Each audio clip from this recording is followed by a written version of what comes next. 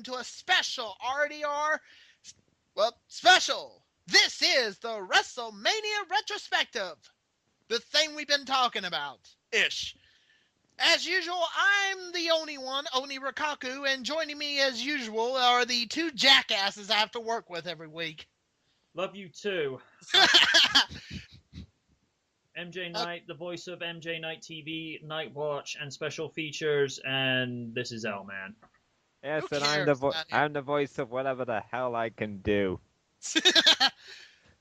Okay, what the WrestleMania Retrospective is pretty much what it is. We go through every WrestleMania until we get to 29, and then when 30 hits, we're going to do a post-show for that as usual, but when the DVD comes out, we're going to finish it with 30 as a re-review.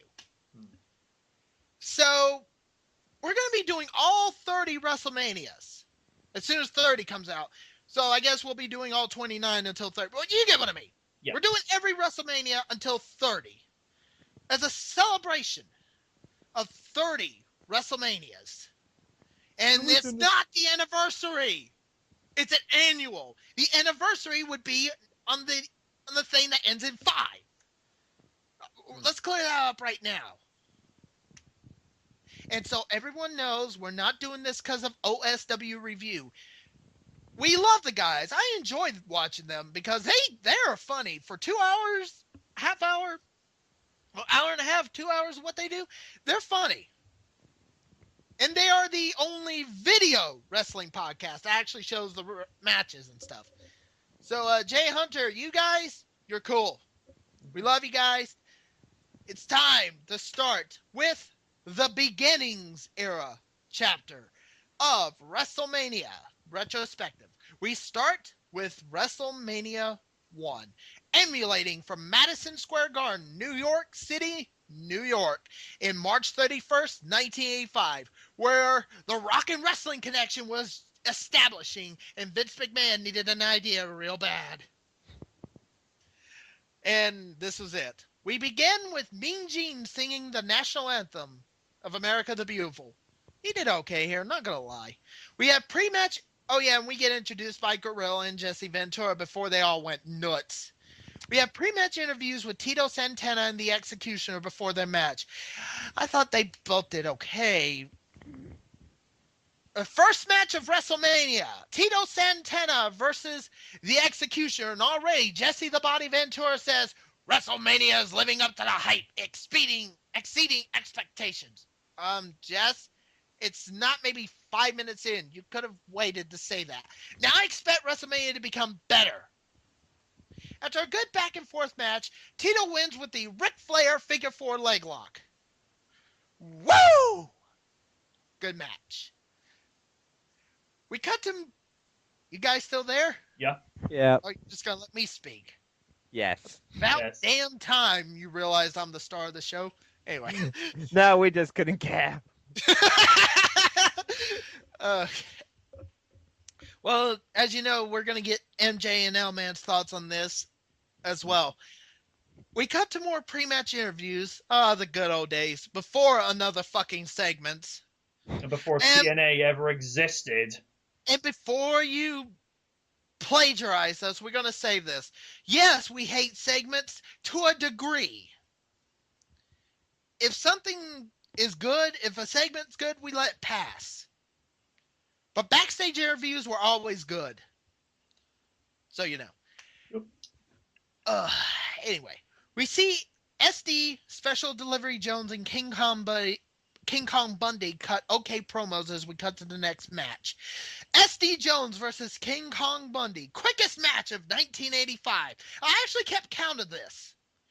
MJ, do you remember? You've ever watched that match? I think I've seen it like once or twice. It was probably like 45 to 54 seconds long. What did they say? It's been a while since I've watched that one, dude. Even with the highlights, they only showed the best bits of that match, which was probably the match in its entirety. Well, they said 9 seconds. Dang. Bullshit! I counted 35. I counted 35 seconds tops. Wikipedia said 21 seconds. I counted 35. So whichever you want to go with that. But we can already tell you it was not 9 seconds. Don't bullshit a bullshitter. Fail! Backstage, some more pre-match interviews. Matt Bourne. Evan Bourne is not related to him. Okay, Fab. And Ricky Steamboat cut the usual promos. Pretty good as we cut back to the ring. Ricky Steamboat versus Matt Bourne. An okay match, a little quick. Not as quick as the last one, but it was a good back and forth. Few rest holds. I don't know why they were needed, as a flying splash does it for Bourne, as Steamboat picks up the victory. Pre-match interview with David Sammartino and Bruce Beefcake. David's father, the Hall of Famer, future Hall of Famer, Bruno Sammartino, is in his corner. David did okay. Out comes Brutus with his manager, Johnny Valiant. Ugh. He speaks for Brutus. Brutus, he just does a raspberry. Classy. And it ends up on Botchamania many years later. You know, TNA's looking for someone... Oh, wait, this is 1985. TNA wasn't invented yet.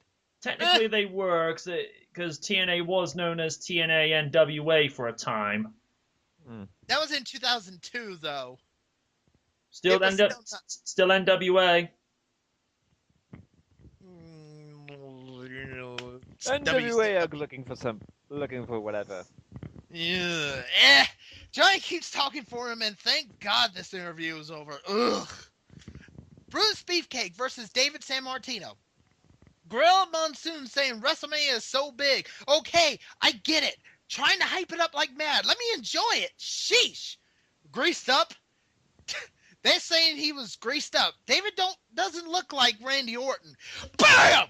2013 joke for the win. But Jesse the Body Ventura does bring up a good point. If you're too oiled up, it doesn't let the body breathe. I wish Randy Orton would know this. But he doesn't. I hear voices in my head. They come to me. They understand. They tell me to put as much oil grease on me as possible. I can't breathe. You hear voices in your head, then get that looked at, you boring douche. What was that? Why hasn't he changed his theme to what Damien Sandow sang?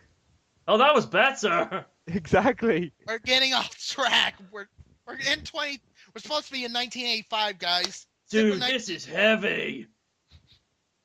We'll go with that. Great Scott. A nice slam by Beefcake, but gets countered into an armbar by David. You don't see these kind of matches in this day and age. It's rare, if anything. A good match, but ended with when the managers fought each other. The match ends in a double disqualification. Bull! But the crowd was into it, so it's a pass. I give it credit. If you can get away with a double disqualification in that day and age, it can consider to be an okay match. If you get a double disqualification in this day and age, everyone would call out bullshit. Of course. Pre-match interview with Greg the Hammer Valentine and the Junkyard Dog. I thought it was good. Not much to say about the interviews. There's not going to be much saying about the interviews because that's what it pretty much was. Pre-match interviews, match.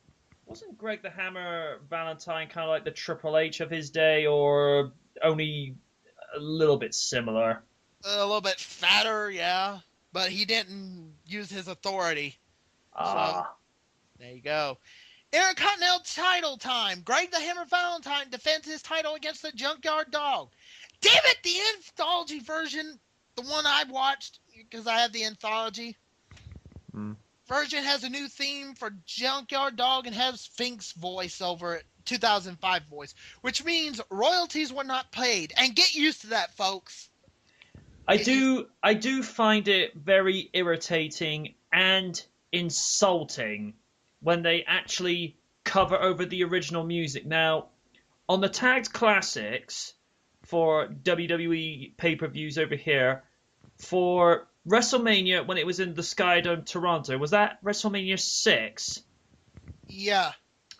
For Dusty Rhodes' theme, we didn't get the American Dream. We got the theme song to Family Fortunes. Oh, What? really? Really? Yeah. Really? The anthology version got us the British version of Wheel of Fortune. Yeah, that's it. Wheel of Fortune, my mistake.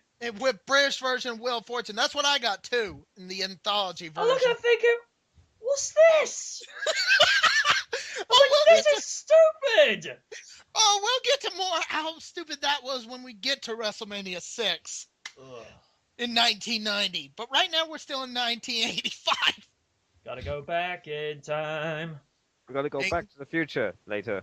We're gonna go back to the future and stop WWE from sucking. Too late. Hulk Hogan. Brother, I'm going to rule the world until I'm 80. Oh Okay. You're getting so far off track. Yeah, we are. Raw Down what else is Rebound. We're new? talking Raw Down Rebound. We'll talk about Back to the Future and wrestling. A close-up of the Intercontinental belt. You could tell it's so, but then again, it was before the Intercontinental title designs we all know. no! You know, before the one we got now and the one we had in the Attitude Era. A good back and forth till Valentine pins Junkyard Dog and putting his foot on the ropes to retain. But the ref finds out about it and it's restarted, but Valentine's still walking to the back as he gets counted out. JYD wins via countout, but Valentine is still, but Greg the Hammer Valentine is still champion. What are the rules of a what? Wasn't this during the storyline between Valentine and Junkyard Dog, where it was a very controversial storyline that they did? I think it was. Because I remember seeing a couple of interview clips where Valentine would say nasty, you know what. It was kind of like, ooh. It's like, I'm not touching that, dude. Well, as you know, the championship advantage, you can get disqualified and counted out and still keep your title. Yeah, if you play that on WWE games, if you get DQ'd or counted out, you lose the title. Unless you play WWE 13. You know what I mean, though? On all previous titles for the games, they always get you to lose the belt if that happened. That's because the game has hated you. I want to retain the championship. I'm just gonna leave. Yeah, you lost by countout. Yeah, but I'm still a champion, right? Nope. Well, we've had a DQ and a countout at WrestleMania 1. Damn. It does not look good for the future. Hey, future me, how bad is it over there? We got Triple H versus Brock Lesnar. Oh. Thank God I was born in 1987. Okay. All right. Pre-match interview with the Iron Sheik and Nikolai Volkov as they are facing off against Barry Windham and Mike Rotundo, Mike Rotundo, otherwise known as the IRS. Ooh. Yeah.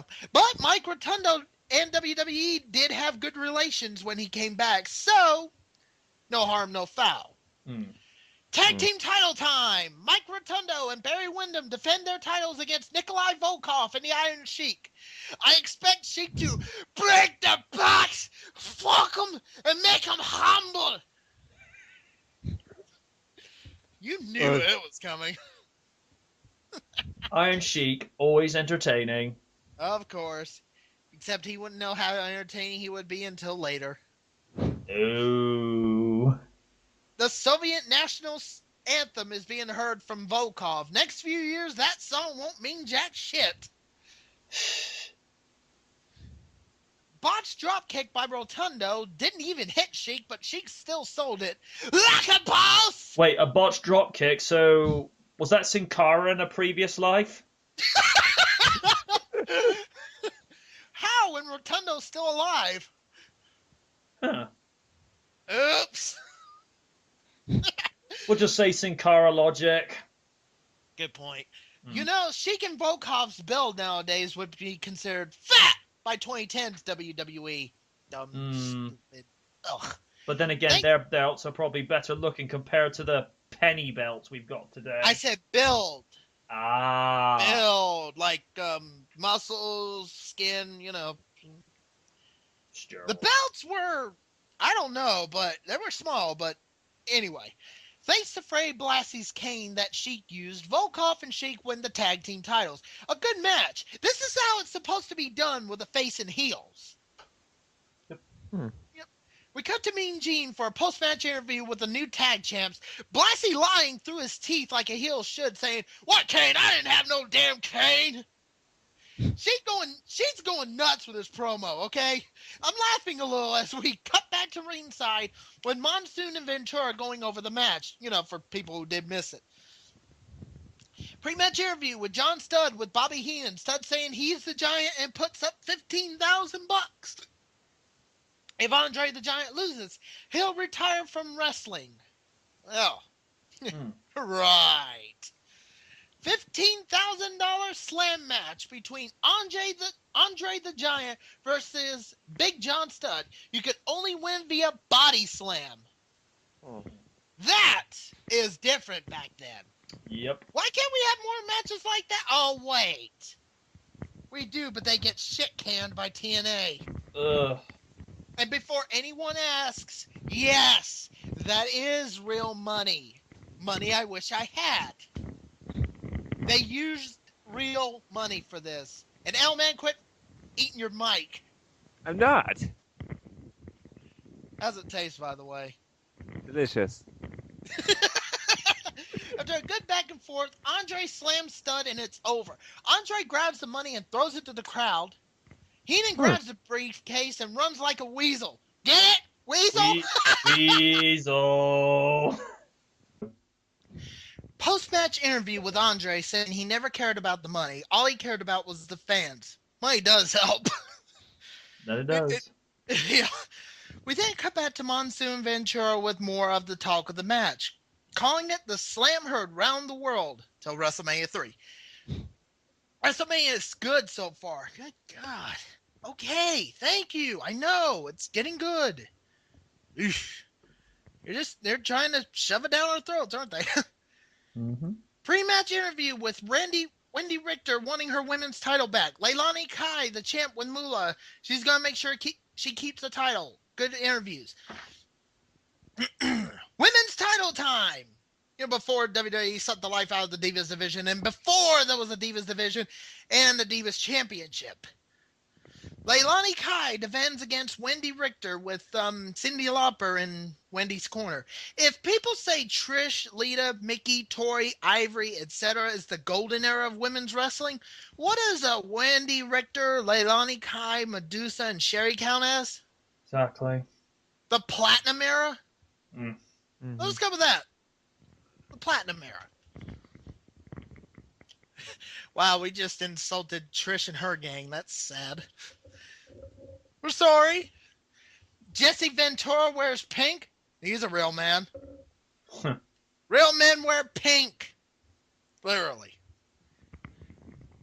Cyndi Lauper and Moolah are fighting after Moolah tried to cheat on Richter by pulling on the hair, but it doesn't do much to Richter. Awkward backbreaker by Kai. Almost messed up Richter. The finish sees Kai going for a splash from the top rope. It hits, but Richter counters it into a pin, getting the victory, and Wendy Richter regaining the women's title. A meh match, if anything. Slow pace, just didn't flow to me. Some of you will disagree, that's cool, but it just didn't flow too well, at least to the finish. Till the finish. Post-match interview with Richter. Richter is happy that she got the belt back. Olympic ability? Sure, why not? Cyndi, lay off the crack. Mean Gene says WrestleMania, the heat is on. On pay-per-view. The Fink reminds everyone about the main event. He announces the special guest announcer, who is Billy Martin.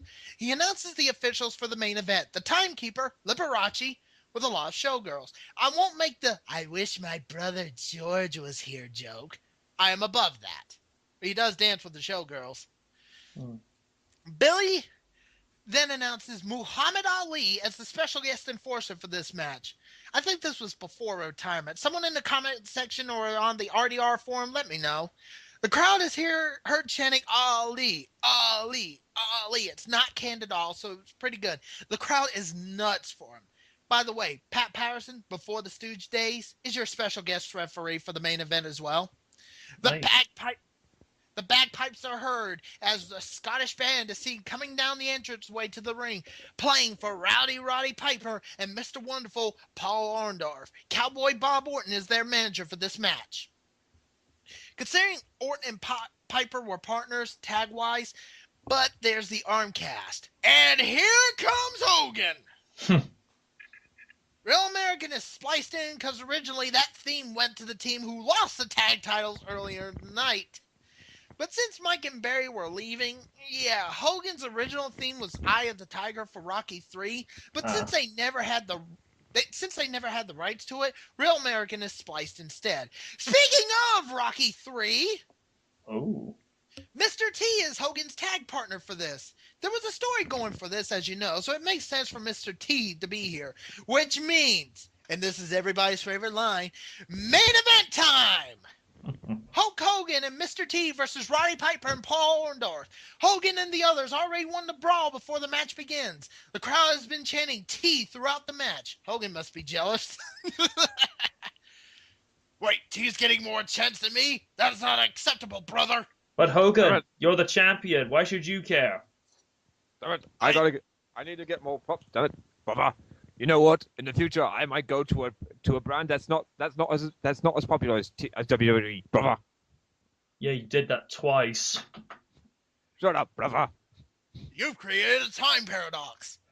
We've already done that. You met your future self. Yeah, and it's not pretty. Yeah, it's not. Hogan comes in and all four are now fighting. Ali takes a shot at Piper, which makes him back away. Not Ali, Piper, which you don't mess with Muhammad Ali, man. No. Orton runs away. Huh, just like his son. Wonder if he heard voices back then. Oh! Yeah, I think all of them were like, yeah! Because he was Cowboy Bob Orton. Yep. But at least Bob Orton had personality. By the way, no DQ. Huh. Oh, there was disqualification rule, just the ref chose to ignore it. Of course. Sort of like WCW. Boom! Wait, there's a disqualification. Ref, do something. What? Sorry, I'm too busy. Piper and Orndorff. Look at all the stars in the air. Piper and Orndorff begin to walk out, but Hogan doesn't want to count out. So they come back and they continue. Piper uses a chair on Hogan. Ref sees it, but no disqualification. Nice job, Patterson. Again, too busy looking at the stars. Wait, that's a chair shot. Ooh, is that Hades Comet? Well, it was Pat Patterson, so... After Orton screws over Orndorff by accident, Hogan pins him as him and Mr. T win the tag match main event. Hogan and team pose the usual bleh. Just as saying that WrestleMania will never be duplicated. Oh, how wrong you are, good sir. A replay is shown of the finish, which makes it almost a real sport. Get it? Lols! Indeed. Post-match interview with Hogan and T. T gives his honest thoughts. He admits it's not for wimps. Duh. Neither is MMA. Hogan's, well, blaring like a fucking idiot. All the stars aligned and all this, brother. Typical Hogan. We cut back to the arena where the crowd is seen leaving as Monsoon and Ventura begins to close us out, saying WrestleMania was great, etc. We close out with a highlight reel as well as the crowd leaving as WrestleMania 1 ends. Does WrestleMania 1 still live up to this day and age? Yes! It set the standard for what future WrestleMania should be. MJ, your thoughts? From what I remember watching from highlights and when I had seen the full pay-per-view around at a friend's house once before, it does the one thing that WrestleManias of today don't do. It focuses more on the wrestling. I mean, yes, even back in the day, the World Wrestling Federation, as it was known before said lawsuit in 2002, they were able to find a way to strike the balance between entertainment and actual wrestling. And from what I remember seeing out of this, decent catch-as-catch-can matches. You know, some were decent with the likes of Tito Santana and Ricky Steamboat. Ricky Steamboat, who thoroughly deserves his Hall of Fame ring. I mean, I saw that guy compete at WrestleMania 25 and Backlash the next month. It's like, this guy's a veteran. It's like, and then to see what he could do 2 years later with Macho Man Savage. We'll cover that later. But, the guy is a testament to what you can really push yourself to. I mean, and then you look at with the likes of the Andre the Giant, Big John Studd match. I mean, when you're that tall, you don't really need too much skill. You just rely on your senses and your strength in the match. I don't think the Hogan Mr. T tag match with Piper and Orndorff was as brilliant as it made it out to be. I mean, yeah, Hogan was a megastar back then, and he did help make the WWE what it is today, but it's all of the other matches that people talk about today that would later bring in the likes of the Chris Jerichos, the Shawn Michaels, all the smaller guys that could have these high-flying matches that really got people to come out of their seats.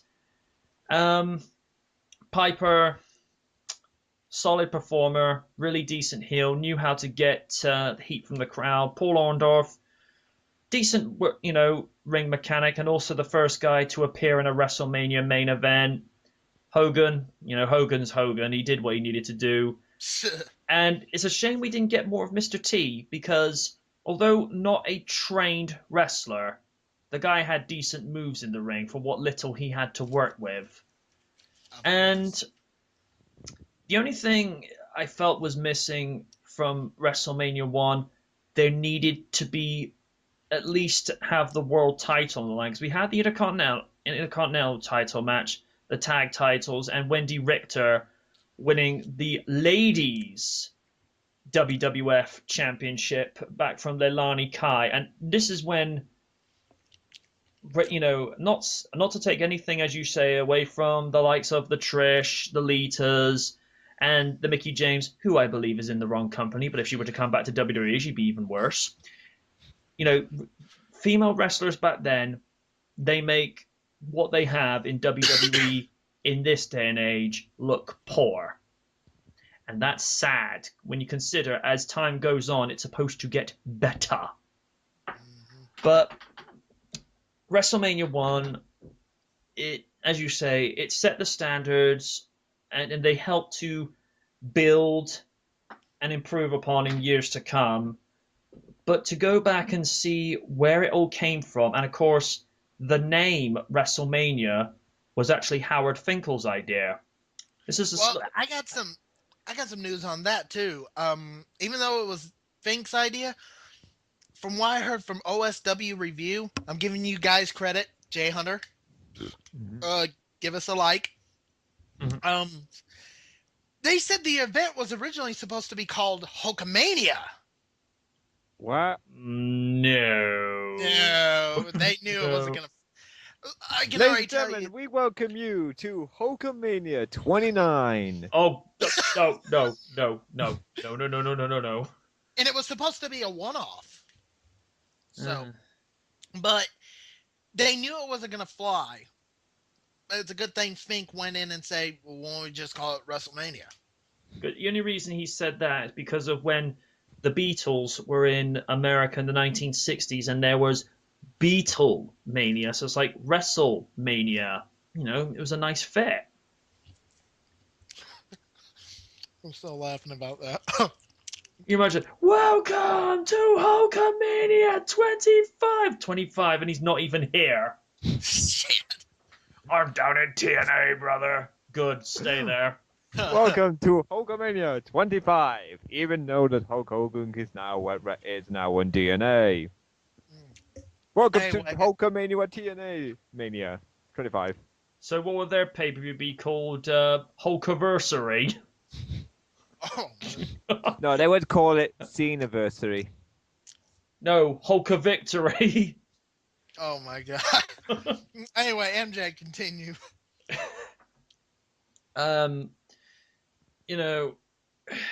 It was definitely good for what it was, and people need to keep in perspective. This was before pay-per-view, which not a lot of people know, and correct me if I'm wrong on this, but it was actually McMahon who invented pay-per-view.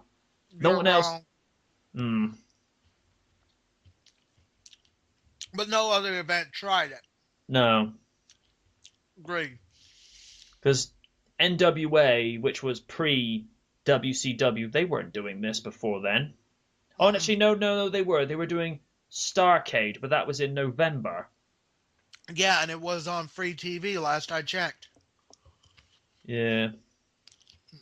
But WrestleMania 1 was closed circuit TV, so they had to get it, replayed and refed to various networks back in the day. That and it did air on some pay-per-views. Hmm. The problem was pay-per-view was not as coordinated and as much widespreading as As it it is. is. No. No, as it is today, you're right. Well, L-Man, your thoughts? Well, it wasn't the best WrestleMania out of all of them. It wasn't going to be. It was the start of something that was going to be an annual thing, a new experience. And basically the sort of end of the wrestling year. We had gone through an entire year of great battles and great storylines, some good, some bad, and WrestleMania was supposed to wrap everything up. Then we would open up to the next year of wrestling. So whilst there was some interesting matches, there were also going to be some matches that were okay, pretty bad, and absolutely brilliant. But it was also the case of how the fans would also react as well. And by the sounds of it, the fans were really into this first WrestleMania. This is pretty much the start of something new, and Vince McMahon did the right decision of coming up with the idea. Hmm. The only thing was that years later it would come crashing down with future WrestleManias. Yeah. Well, I give WrestleMania 1 an 8 out of 10. Next time we join you, it'll be WrestleMania 2 from 3 venues. Wait, what? Oh, this is not going to end well, is it? Well, I think it's like with anything when WWE tries something new. It's like, look, we don't know if it's good or bad unless we try it.